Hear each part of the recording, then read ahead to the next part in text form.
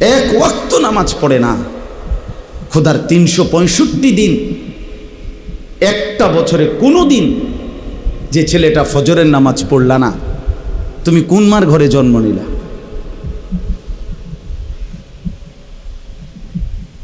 তুমি কোন বাপের ঘরে জন্ম নিলা?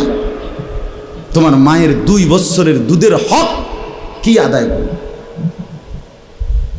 মুসলমানের বাচ্চা এত বড় গাদ্দার হয় কেমনে বেটা?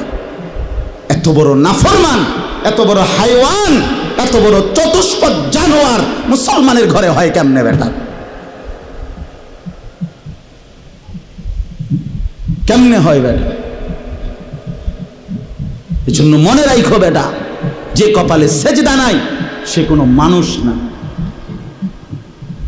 যে সেজদা দেয় না সে মানুষ নয়, মানুষ নয়, জানোয়ার। সে জানোয়ার, হাইওয়ান, এটা চতুষ্পদ জন্তু, এটা জানোয়ার, এটা মানুষ না। যে কপাল সেজদা দেয় না। কেন আসলি বেটা তুই পৃথিবীতে বেটা? শুধু ভাত, শুধু খানা, শুধু পেশাব পায়খানা, শুধু লজ্জাস্থানের চাহিদা, শুধু শাহওয়াত, শুধু জিনা, শুধু ব্যভিচার, শুধু নারী, শুধু উলঙ্গ ছবি। আরে এটা তো কুত্তা বিলার স্বভাব ছাড়া আর কিচ্ছু হইতে পারে না বেটা।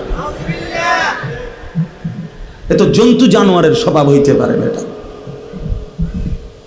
মানুষের ঘরে মুসলমান, অথচ সে তার আল্লাহকে সেজদা করে না।